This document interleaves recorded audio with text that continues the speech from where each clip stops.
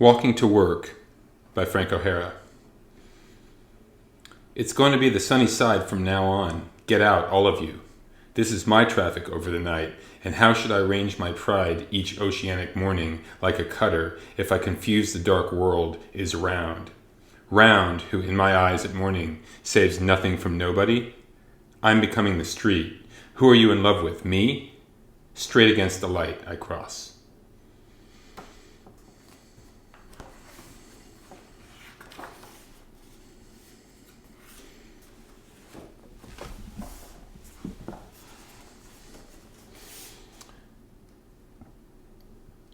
Personism, a manifesto.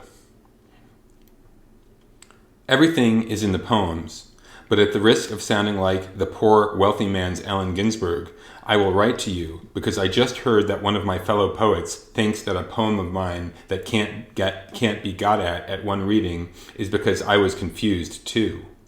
Now come on, I don't believe in God, so I don't have to make elaborately sounded structures. I hate Vachel Lindsay, always have. I don't even like rhythm, assonance, all that stuff. You just go on your nerve. If someone's chasing you down the street with a knife, you just run. You don't turn around and shout, "Give it up, I was a track star for Mineola Prep." That's for the writing poems part.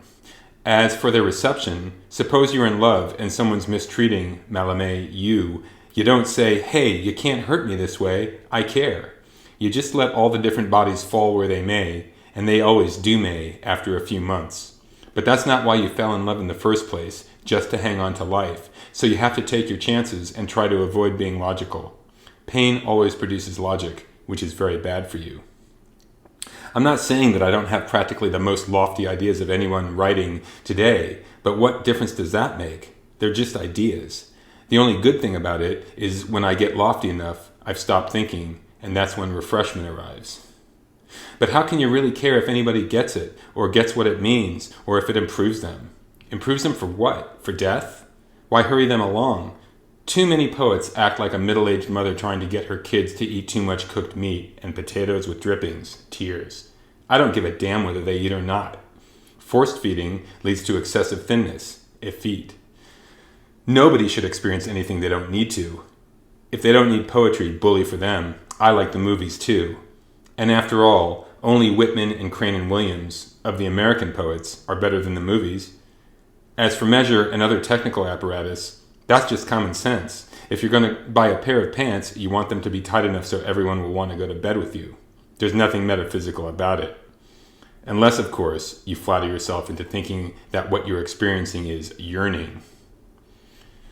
Abstraction in poetry, which Allen Ginsberg recently commented on in It Is intriguing. I think it appears mostly in the minute particulars where decision is necessary.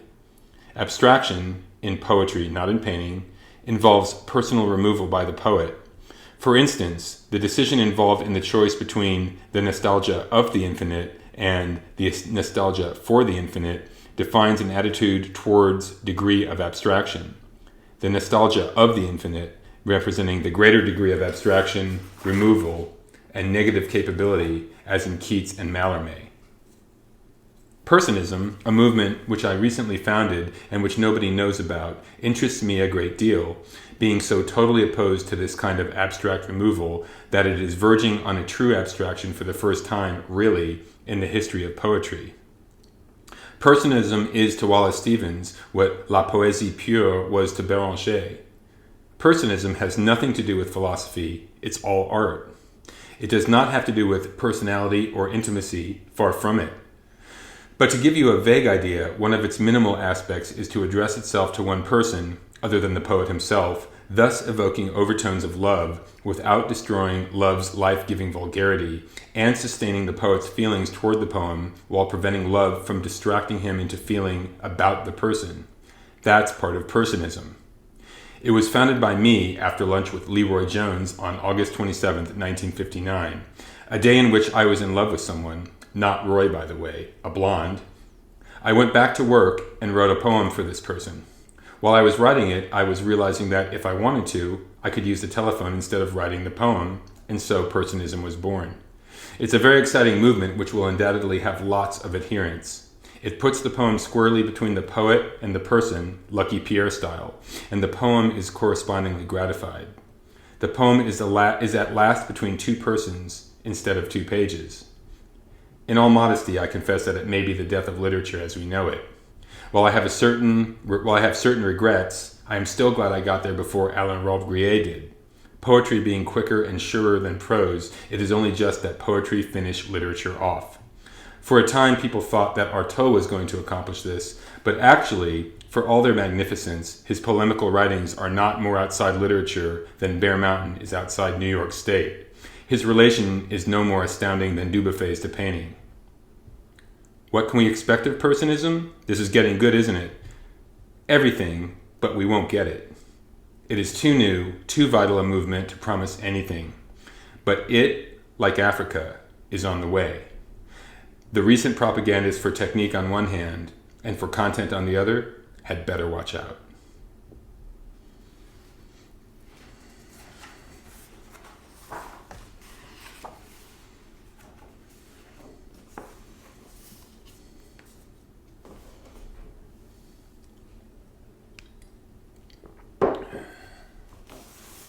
For Grace, after a party.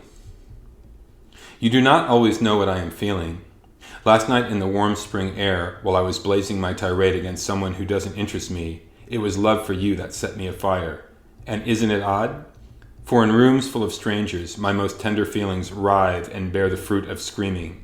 Put out your hand. Isn't there an ashtray suddenly there? Beside the bed? And someone you love enters the room and says, wouldn't you like the eggs a little different today? And when they arrive, they are just plain scrambled eggs, and the warm weather is holding.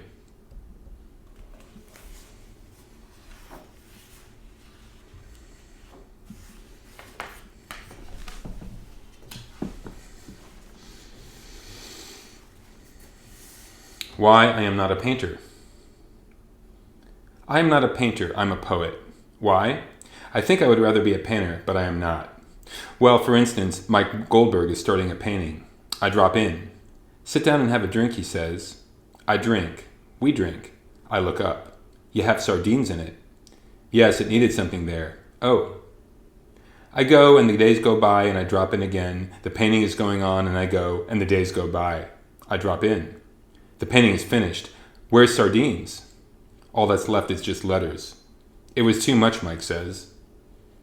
But me? One day I am thinking of a color, orange. I write a line about orange. Pretty soon it is a whole page of words, not lines. Then another page. There should be so much more, not of orange, of words, of how terrible orange is in life. Days go by. It is even in prose. I am a real poet. My poem is finished and I haven't mentioned orange yet. It's 12 poems. I call it Oranges. And one day in the gallery I see Mike's painting called Sardines.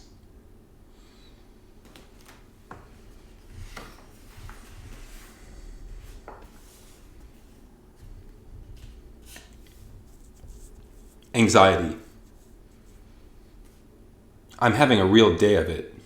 There was something I had to do, but what? There are no alternatives, just the one something. I have a drink, it doesn't help, far from it. I feel worse. I can't remember how I felt, so perhaps I feel better. No, just a little darker. If I could get really dark, richly dark, like being drunk, that's the best, that's open as a field. Not the best, but the best except for the impossible, pure light, to be as if above a vast prairie, rushing and pausing over the tiny golden heads in deep grass.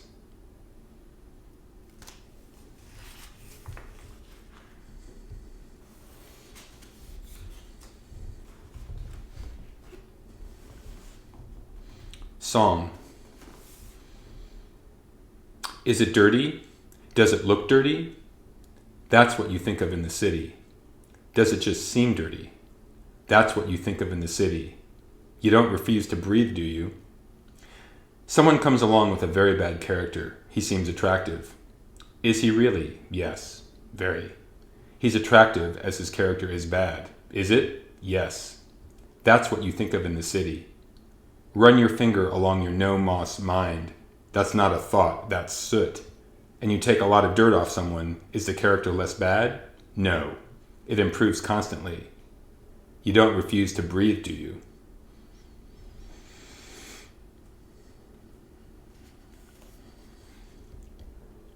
Adieu to Norman, bonjour to Joan and Jean-Paul. It is 12:10 in New York, and I'm wondering if I finish this in time to meet Norman for lunch. Lunch! I think I'm going crazy, what with my terrible hangover and the weekend coming up at excitement-prone Kenneth Cox. I wish I were staying in town and working on my poems at Joan's studio for a new book by Grove Press, which they will probably not print. But it is good to be several floors up in the dead of night, wondering whether you are any good or not, and the only decision you can make is that you did it. Yesterday, I looked up at the Rue Fremicourt on a map and was happy to find it like a bird flying over Paris et ses environs, which unfortunately did not include Seine-et-Oise, which I don't know, as well as a number of other things. And Alan is back talking about God a lot, and Peter is back not talking very much, and Joe has a cold and is not coming to Kenneth's, although he is coming to lunch with Norman. I expect he is making a distinction. Well, who isn't? I wish I were reeling around Paris instead of reeling around New York. I wish I weren't reeling at all. It is spring, the ice is melted, the Ricard is being poured, we are all happy and young and toothless. It is the same as old age. The only thing to do is simply continue. Is that simple? Yes, it is simple because it is the only thing to do. Can you do it? Yes, you can because it is the only thing to do. Blue light over the Bois de Boulogne. It continues. The Seine continues, the Louvre stays open, it continues, it hardly closes at all. The Bar Américain continues to be French, de Gaulle continues to be Algerian, as does Camus. Shirley Goldfarb continues to be Shirley Goldfarb, and Jane Hazan continues to be Jane Freilicher, I think. And Irving Sandler continues to be the Balayeur des Artistes, and so do I. Sometimes I think I'm in love with painting.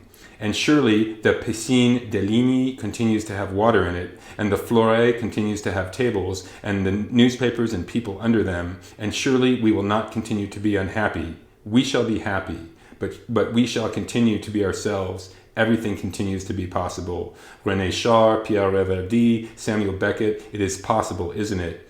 I love Reverdy for saying yes, though I don't believe it.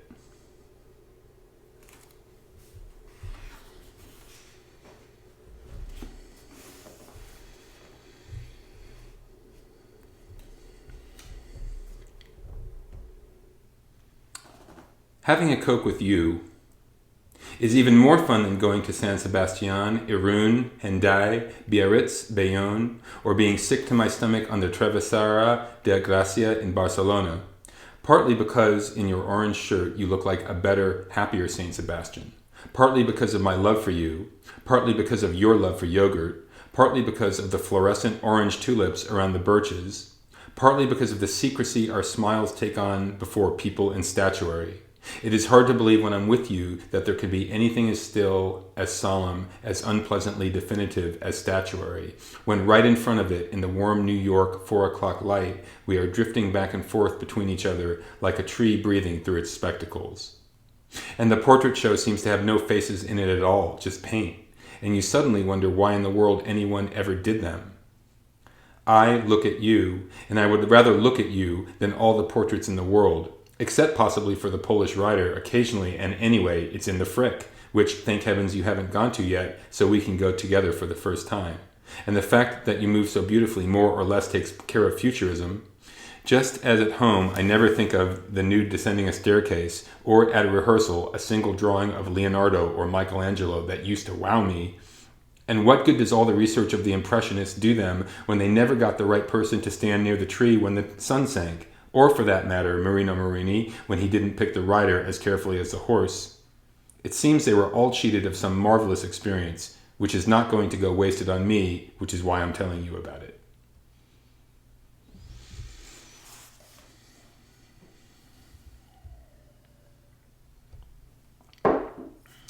Steps.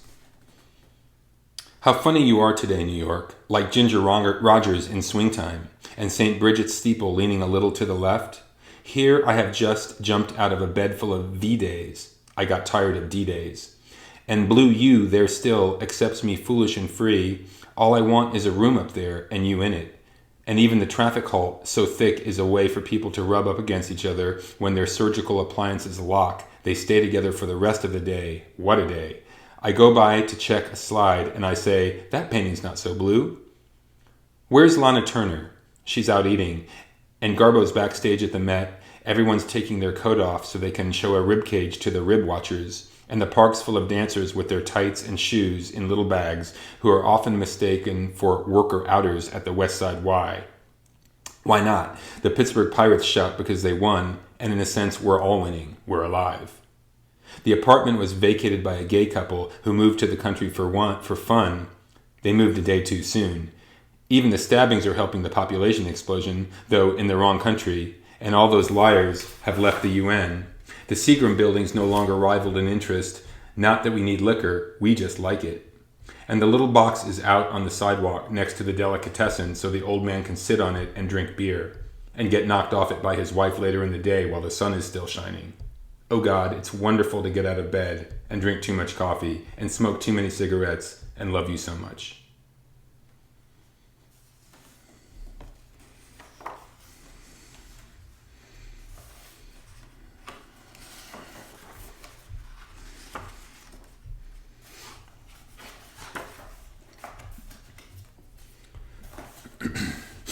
Poem Unformed a Saw. I ducked out of sight behind the sawmill. Nobody saw me because of the falls, the gates, the sluice, the tourist boats. The children were trailing their fingers in the water, and the swans, regal and smarty, were nipping their little fingers. I heard one swan remark, "That was a good nip, though they are not as interesting as sausages." And another reply, "Nor as tasty as those peasants we got away from the elephant that time." But I didn't really care for conversation that day. I wanted to be alone, which is why I went to the mill in the first place. Now I am alone and I hate it. I don't want to just make boards for the rest of my life. I'm distressed. The water is very beautiful, but you can't go into it because of the gunk, and the dog is always rolling over. I like dogs on their little feet. I think I may scamper off to Winnipeg to see Raymond, but what'll happen to the mill? I see the cobwebs collecting already, and later those other webs, those awful predatory webs. If I stay right here, I will eventually get into the newspapers like Robert Frost. Willow trees, they remind me of Desdemona. I'm so damned literary. And at the same time, the waters rushing past remind me of nothing. I'm so damned empty. What is all this vessel shit anyway? We are all rushing down the river happy times, ducking, poling, bumping, sinking, and swimming, and we arrive at the beach. The chafe is sand, alone as a tree bumping another tree in a storm. That's not really being alone, is it? Signed, The Saw.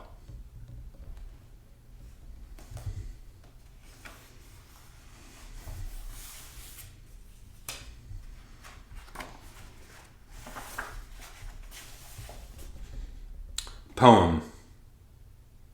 Lana Turner has collapsed. I was trotting along and suddenly it started raining and snowing and you said it was hailing, but hailing hits you on the head hard, so it was really snowing and raining and I was in such a hurry to meet you, but the traffic was acting exactly like the sky and suddenly I see a headline, Lana Turner has collapsed. There is no snow in Hollywood, there is no rain in California. I have been to lots of parties and acted perfectly disgraceful, but I never actually collapsed. Oh, Lana Turner, we love you. Get up.